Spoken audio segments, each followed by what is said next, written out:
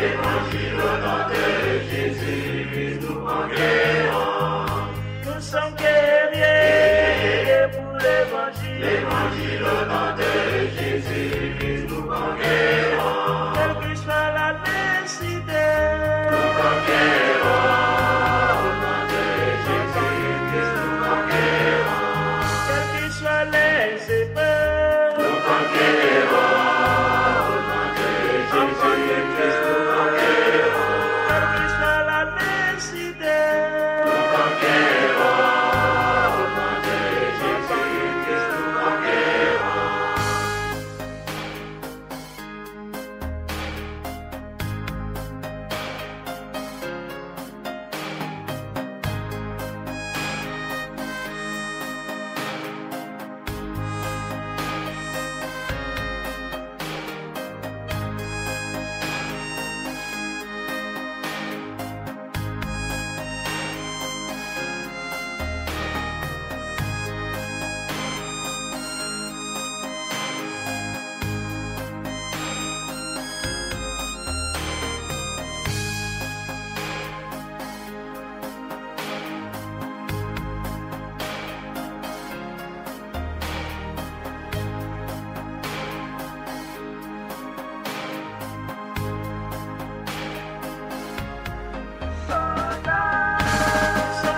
soldats pour l'évangile. Évangile au nom de Jésus, nous conquérons.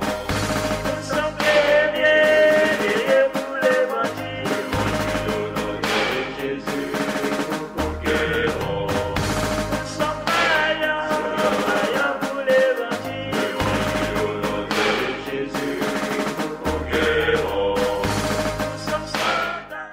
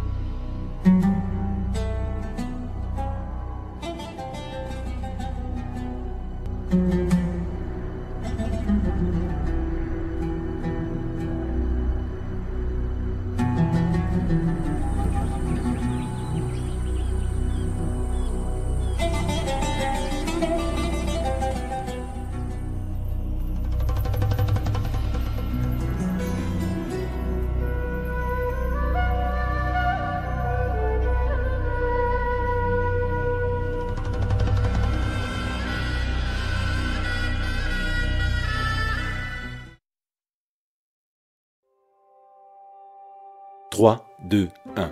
L'histoire de Dieu, du monde et de toi. 3. Dieu est l'union de trois personnes liées par l'amour. Au commencement, ils étaient trois, le Père, le Fils et le Saint-Esprit. Non pas trois dieux différents, mais un Dieu, union indissoluble de trois, une triunité, ou Trinité. La Trinité n'est pas un problème de maths ou une ancienne énigme. C'est la bonne nouvelle que Dieu est amour. Depuis toujours, le Père a aimé son Fils dans l'unité de l'Esprit. Comment pouvons-nous nous représenter cela ? En fait, le Fils de Dieu est l'image de Dieu. Il nous donne accès à la vie de Dieu. Ainsi, considérons par exemple la scène du baptême du Fils de Dieu. Nous y voyons le Saint-Esprit descendre sur lui, tandis que le Père déclare « Tu es mon enfant bien-aimé, tu fais toute ma joie ». Cette scène est un aperçu de la vie éternelle de Dieu. Le Père a toujours aimé son Fils avec la joie du Saint-Esprit. Mais cet amour était trop beau pour qu'il le garde pour eux. Le Dieu d'amour souhaitait le partager. Ainsi, le Père a fait un monde au travers de son Fils et par son Saint-Esprit, car il veut que des milliards d'enfants rejoignent sa famille. Toi et moi avons été créés pour entendre cette déclaration. Tu es mon enfant bien-aimé, tu fais toute ma joie.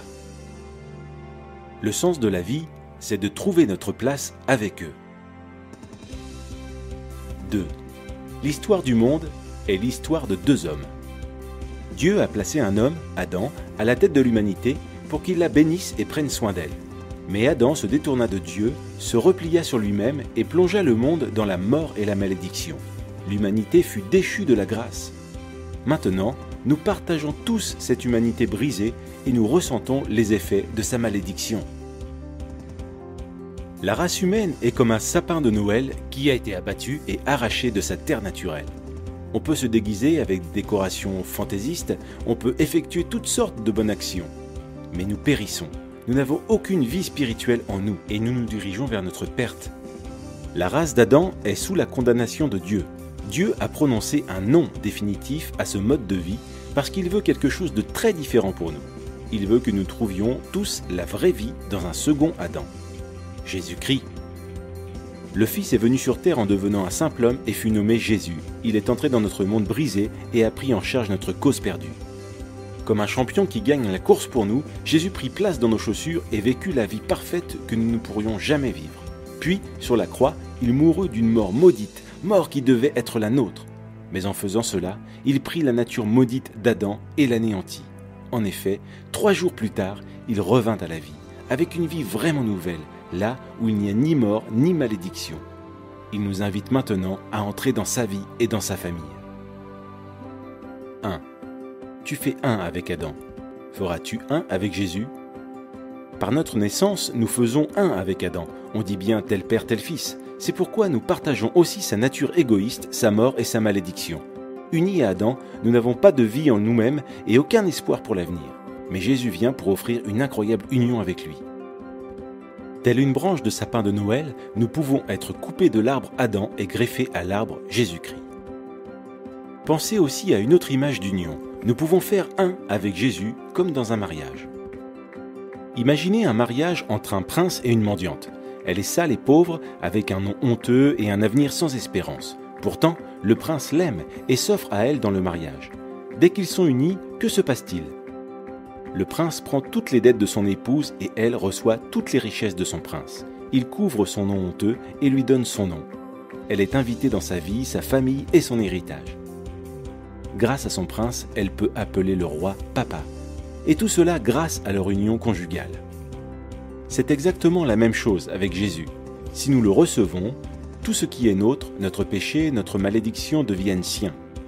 Il paie le prix de tout cela sur la croix. Et tout ce qui est sien, sa justice, son héritage, deviennent nôtres. Si nous faisons un avec Jésus, dès maintenant nous sommes adoptés dans la famille. Son esprit devient notre esprit, son Père devient notre Père. Nous appartenons à ses frères et sœurs dans l'Église, nous prions le même Père et l'entendons exprimer son amour pour nous par ses paroles. Tu es mon enfant bien-aimé, tu fais toute ma joie. Ce sont nos privilèges maintenant, et quand Jésus reviendra, nous participerons aussi à sa vie physique et immortelle. Il ramènera nos corps à la vie et créera un monde nouveau, juste et droit. Ce jour-là, Dieu jugera le monde, confirmant à jamais son non à Adam et son oui à Jésus-Christ. Tu fais un avec Adam, mais il n'y a aucun avenir dans cette vie-là. Cependant, les bras tendus vers toi, Jésus te lance une invitation. Il s'offre à toi, te donne sa vie même, sa famille et son avenir. Il est à toi si tu veux l'inviter dans ta vie. Fais un avec Jésus. Les 3 t'invitent dans leur cercle d'amour. Les 2 déterminent le monde. Veux-tu faire un avec le Fils de Dieu ?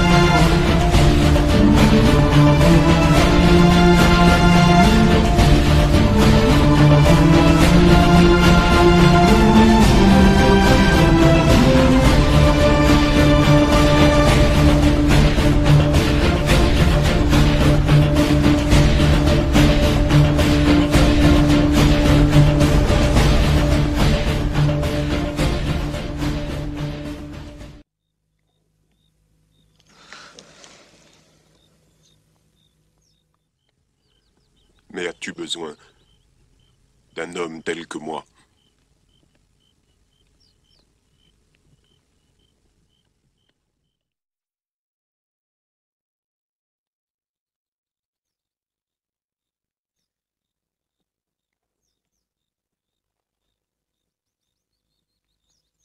On reconnaît un arbre à ses fruits.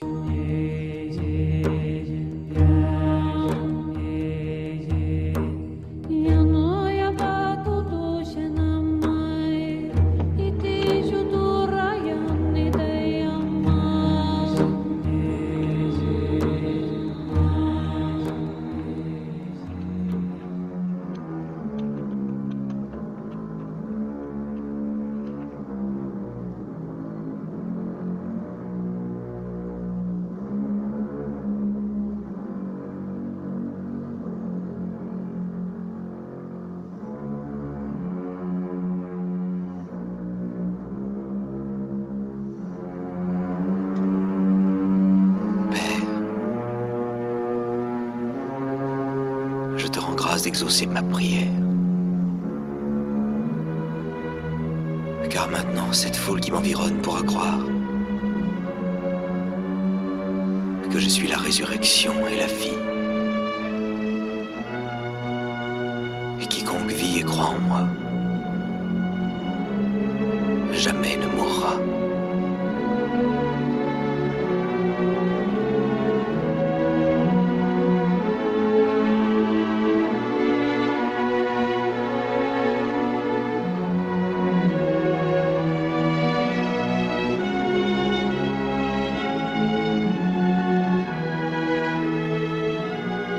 Je suis descendu dans les régions inférieures, mais tu m'as ramené à la vie.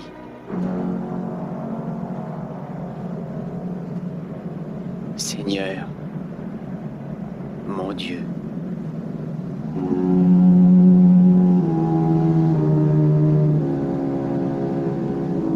Lazare!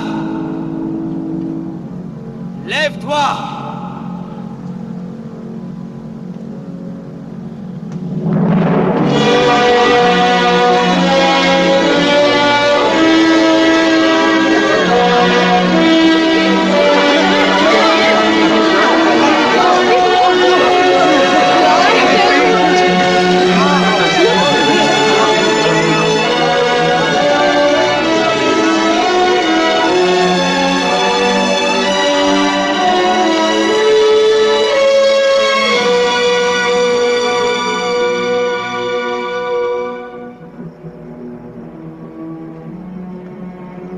Celui qui croit en moi,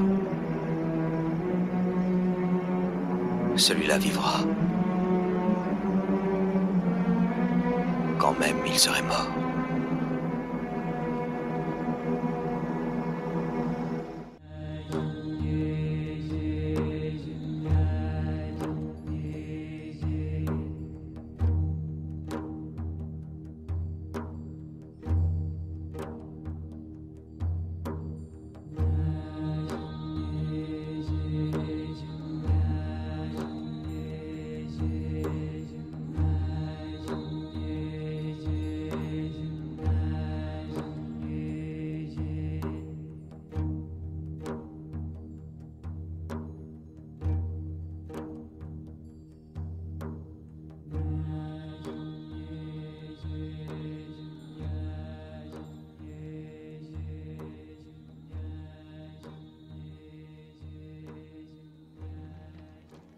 Et vous, qui dites-vous que je suis?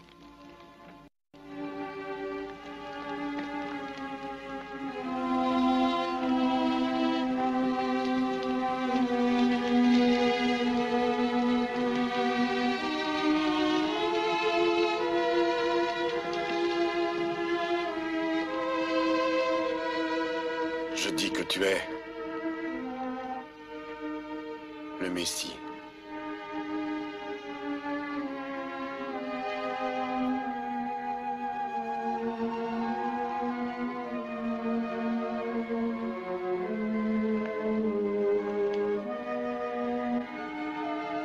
Le Fils du Dieu vivant.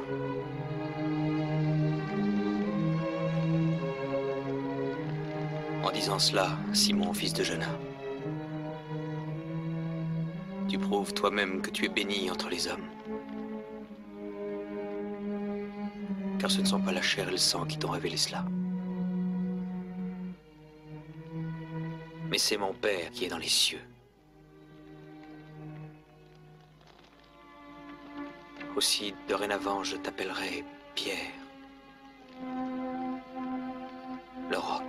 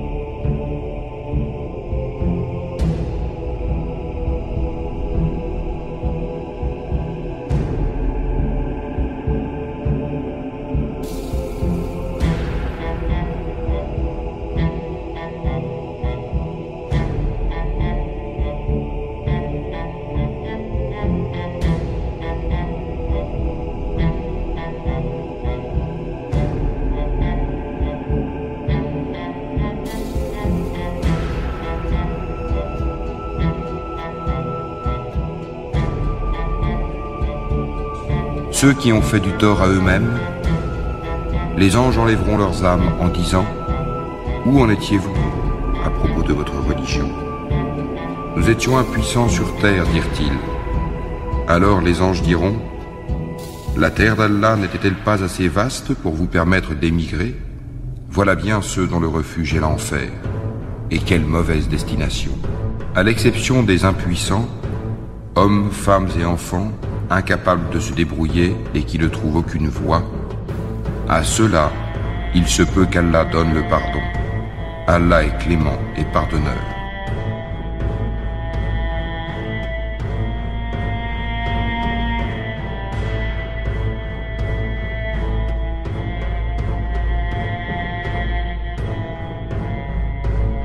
Il se peut qu'Allah donne le pardon. Voilà bien ceux dont le refuge est l'enfer. Et quelle mauvaise destination! Alors les anges diront « La terre d'Allah n'était-elle pas assez vaste pour vous permettre d'émigrer? La terre d'Allah n'était-elle pas assez vaste pour vous permettre d'émigrer? Voilà bien ceux dont le refuge est l'enfer. Et quelle mauvaise destination! »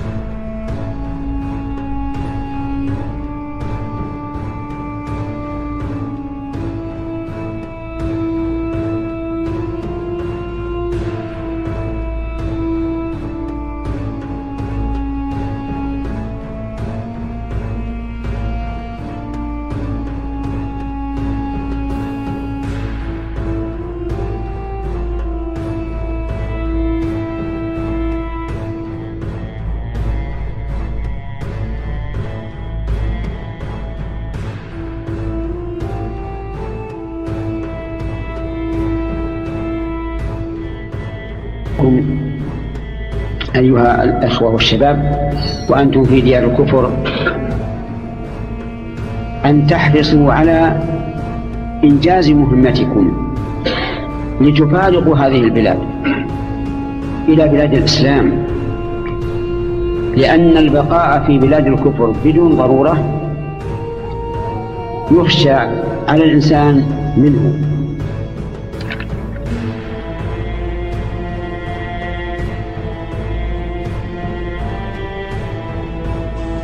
فضيلة الشيخ وفقكم الله، يقول هل يجوز التجنس بجنسية الكفار البلاد الكافرة؟ لا، حرام. إذا تجنس بجنسية الكفار سرت عليه أحكامهم، صار منهم. المسلم يتبرأ من الكفار، يقيم عندهم بقدر الضرورة بدون أنه يتجنس جنسيته، يأخذ إقامة على نظام الإقامة فقط. نعم، بقدر الضرورة. نعم. قد نص العلماء على أن البقاء في ديار الكفار مع القدرة على الهجرة في سبيل الله سبحانه وتعالى من الكبائر بهذه الآية، فأولئك مأواهم جهنم وساءت مصيرا. ولا يجوز للمسلم أبدا أن يبقى في هذه الديار التي يدرس فيها للأبناء والبنات الكفر والعياذ بالله. كيف يتسنى لرجل مسلم أن يقذف بابنه أو ابنته في مكان يدرس فيه سب الله عز وجل أو سب نبيه صلى الله عليه وسلم؟ لا شك أن هذا من الخيانة التي قال عنها النبي صلى الله عليه وسلم: ما من راع يسترعيه رعية فيخون رعيته إلا ويأتي يوم القيامة يعني خائنا عند الله سبحانه وتعالى، أو كما قال النبي صلى الله عليه وسلم. فنوصي الإخوة جميعا والأخوات الذين عرفوا شريعة الله ووفقهم الله سبحانه وتعالى للإسلام أن يبادروا بالهجرة ولا يلتفتوا إلى من ثبطهم عن الهجرة الواجبة، وهذا من أنواع الهجرة الواجبة، الهجرة من ديار الكفار إلى ديار المسلمين. Ceux qui ont fait du tort à eux-mêmes, les anges enlèveront leurs âmes en disant: Où en étiez-vous à propos de votre religion? Nous étions impuissants sur terre, dirent-ils. Alors les anges diront: La terre d'Allah n'était-elle pas assez vaste pour vous permettre d'émigrer? Voilà bien ceux dont le refuge est l'enfer. Et quelle mauvaise destination! À l'exception des impuissants, hommes, femmes et enfants, incapables de se débrouiller et qui ne trouvent aucune voie, à ceux-là, il se peut qu'Allah donne le pardon. Allah est clément et pardonneur.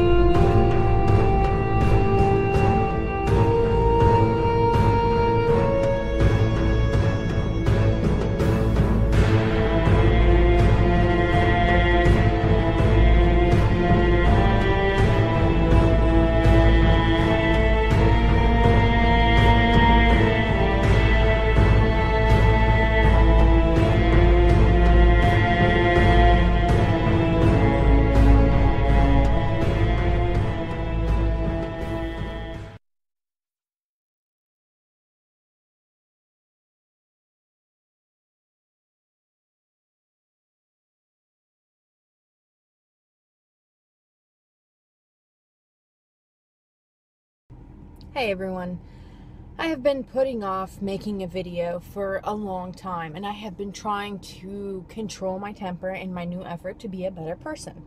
However, seeing as to how people won't stop being dimwits, I'm gonna have to spell this out for you. Islam is not a race, it's a religion.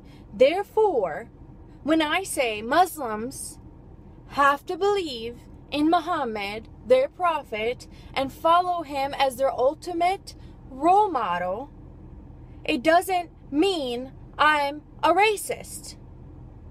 Because Islam is not a race. If you believe in Muhammad and Allah, you're a Muslim. If you follow Muhammad as your ultimate role model, you're a Muslim. What did Muhammad do? He was a rapist, a pedophile, a mass murderer, not to mention a warmonger, liar, cheater, thief, adulterer. He took in hundreds of sex slaves. spilled plenty of blood all around the world, all in his name, all on his hands, all because of his teachings. And if you fall for this jihad is self-betterment crap, see, I said I wasn't going to get angry.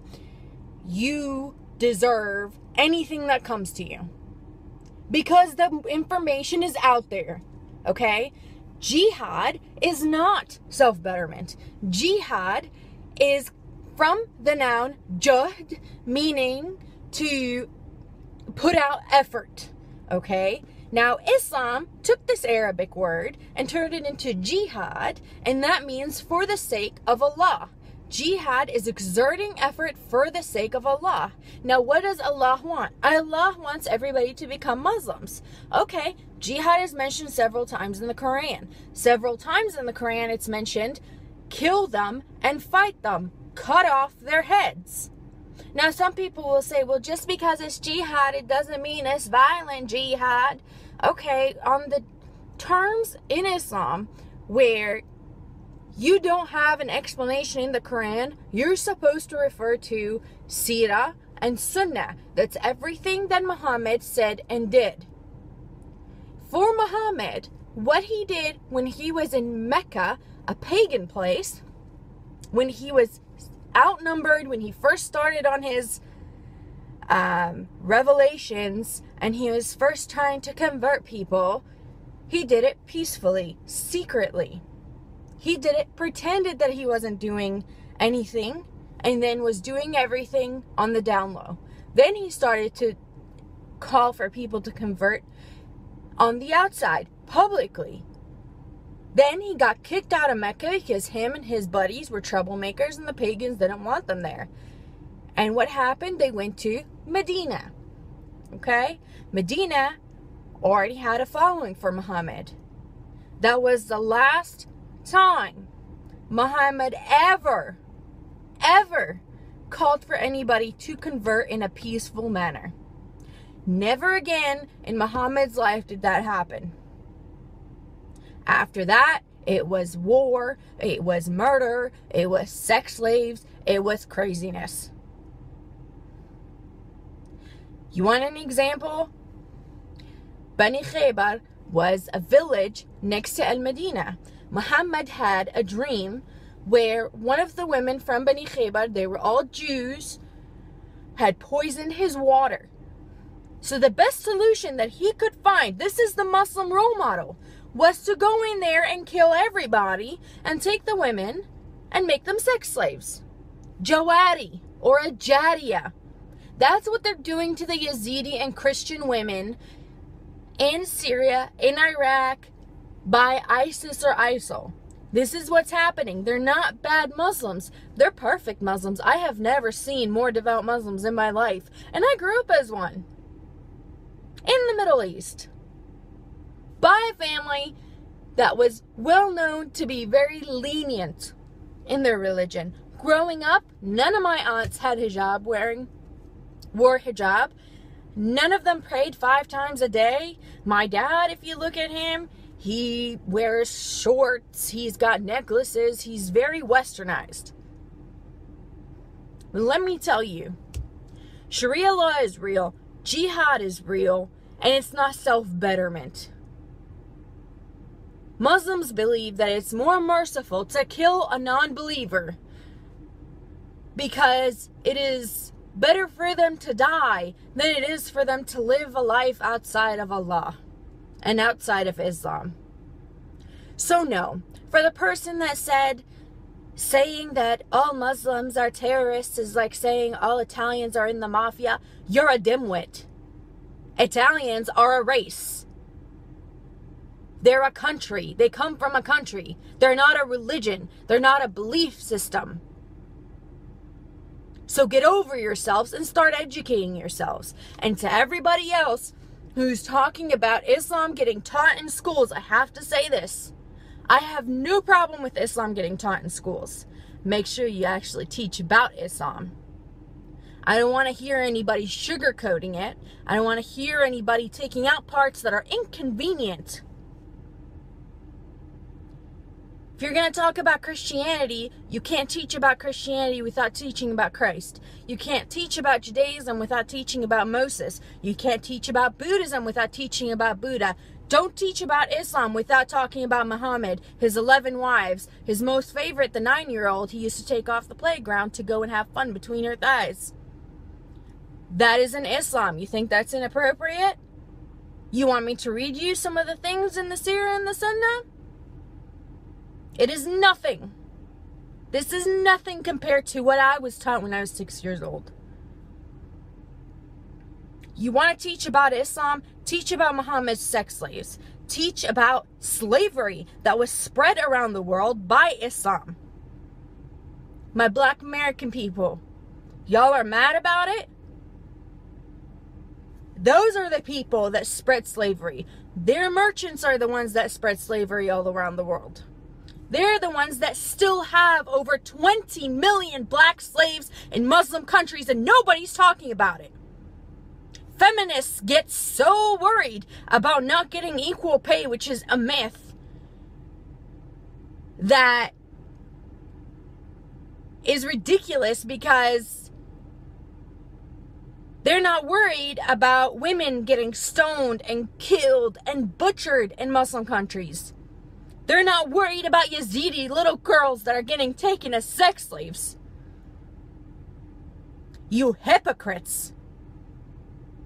The LGBT community is so concerned about baking a cake.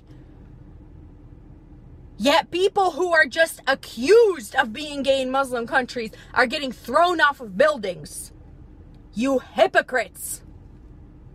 I have had it. If you want to learn, don't come up and challenge me about and give me one incident where a Muslim did one good thing and ignore 1,400 years of violence. You want to know where the Quran talks about jihad? Read the Quran. You want to know about Sunnah and you want to know about Sirah? Read them. They're there. If you have any questions, ask me. I am more than happy to answer.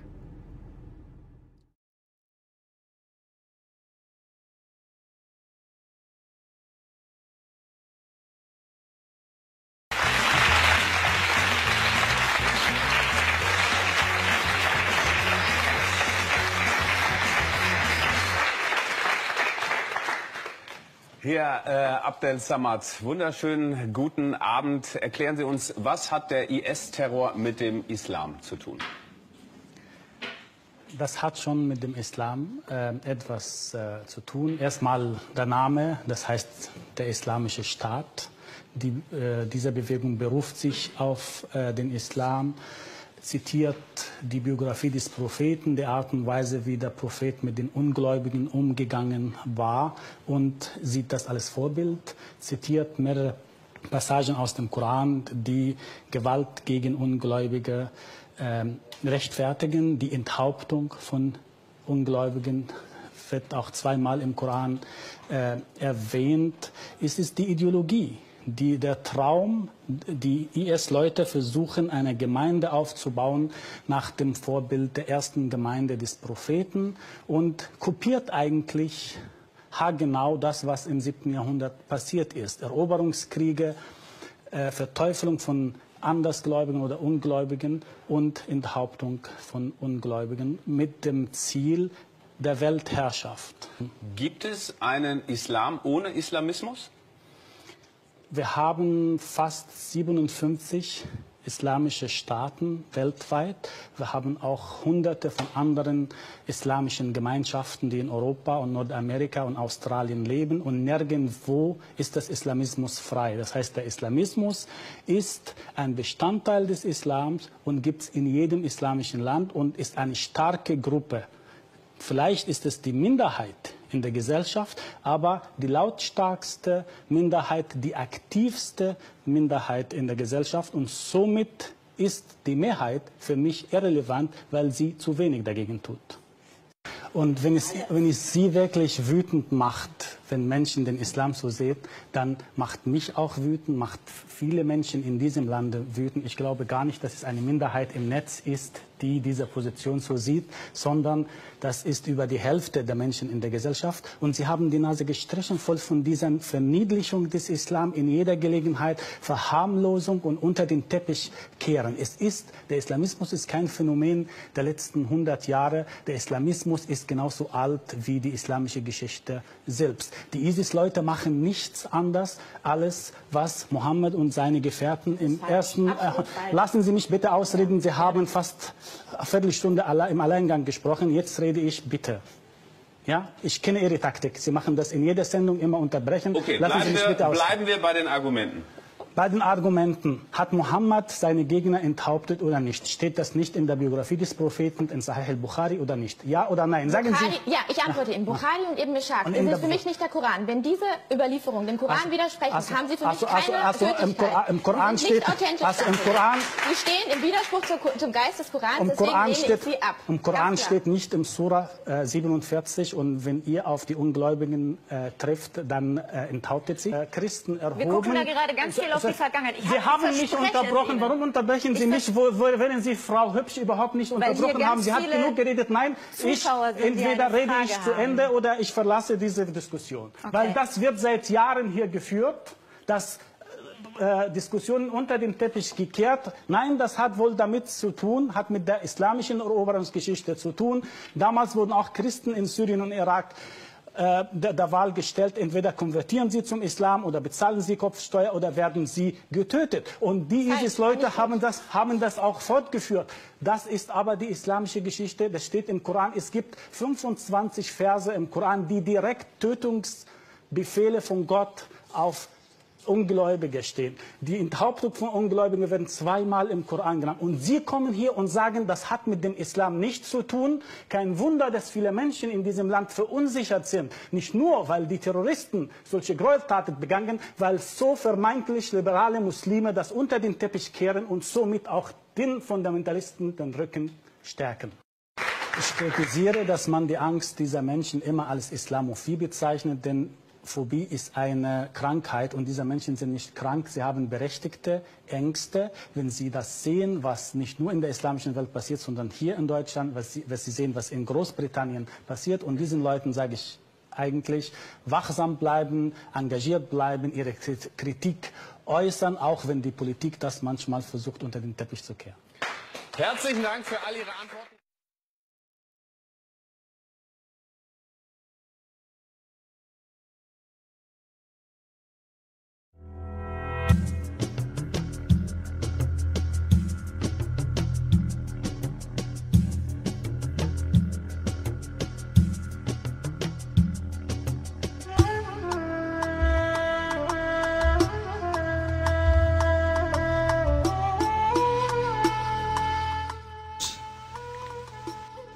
Que les islamistes font très bien. Actuellement, les chrétiens d'Égypte bénissent le Seigneur pour l'État islamiste. C'est parce que l'État islamiste actuellement est en train de montrer vraiment ce qu'est véritablement l'islam. Comme cela, les chrétiens se différencient totalement de l'islam. Ils montrent leur vrai jour, véritable jour. Religion de haine, un islamiste, il vit dans la peur, continuellement. On peut lui couper la tête, on peut lui couper les mains au nom de son Dieu Allah, qui est un faux Dieu, qui est un démon. Il se regarde le visage dans le miroir, il a peur. Il ne sait pas. Quand il prie, qu'il se met à genoux, il a peur. Il vit dans la peur. Nous les chrétiens, nous sommes véritablement la religion de paix, la religion d'amour. Nous pardonnons. Nous pardonnons. L'islam ne pardonne pas. C'est une religion de vengeance. Le secret d'une vie paisible. Une vie paisible. Nous les chrétiens, nous ne sommes pas des contentieux, nous ne sommes pas des gens de guerre, des gens de troubles. Nous sommes des gens de paix. nous ne tuons personne. Voyez, nous ne prenons pas les armes. Nous ne sommes pas armés de couteaux pour tuer au nom de notre Dieu. Voyez, nous ne mettons pas des ceintures d'explosifs autour de nous pour faire du mal. Voyez, pour qu'ensuite, si nous mourons dans l'explosion, nos parents, évidemment, se réjouissent de notre mort, parce que maintenant nous sommes avec des vierges dans des ébats sexuels éternels là-haut, dans ce paradis de fous. Voyez. Non, nous ne sommes pas du tout de cette race-là. Nous avons, nous, le secret d'une vie paisible, l'éternel, pas Allah, l'éternel. Le nom de Dieu, c'est l'éternel, ce n'est pas Allah. L'éternel est mon berger, je ne manquerai de rien. Dans les locaux de ce journal, Charlie, eh bien, il y avait un homme du gouvernement français qui déclarait en disant, eh bien, ces gens-là tuent. Et d'autres, sur le panel, étaient en train de déclarer, oui, mais on peut avoir des, je dirais, des gens fanatiques dans d'autres religions, parmi les bouddhistes, parmi les chrétiens, les catholiques, tout ça. Mais l'autre, répondant sur le panel, en disant, mais oui, mais ceux qui se disent chrétiens ne tuent jamais. Ils ne tuent pas. Ils peuvent être têtus, ils peuvent croire à toutes sortes de folies, mais tandis que les islamistes tuent au nom de leur Dieu, au nom de Allah. Nous, chrétiens, nous avons une façon de vivre. Et lorsque des musulmans lisent la Bible, ce qui leur est interdit normalement, arrive à Matthieu chapitre 5 où Jésus dit « Aimez vos ennemis. Priez pour ceux qui vous haïssent. » Le musulman est totalement étonné devant ce que Jésus demande. Parce que dans son livre à lui, nous le verrons durant la conférence, la fameuse conférence, et elle va être sur Internet, ça s'appelle le Coran et le Christ. Ceux qui nous écoutent actuellement peuvent aller voir donc sur Internet le Coran et le Christ, et vous allez voir donc ce que le Coran déclare et ce que la Bible déclare. Si vous descendez dans le Coran, vous descendez dans un enfer. Quand vous lisez la Bible, vous prenez une bouteille d'oxygène céleste, de pardon, de libération, voyez. Alors que l'intégrisme islamiste, eh bien, assujettit des peuples entiers sous la férule des démons et de Satan.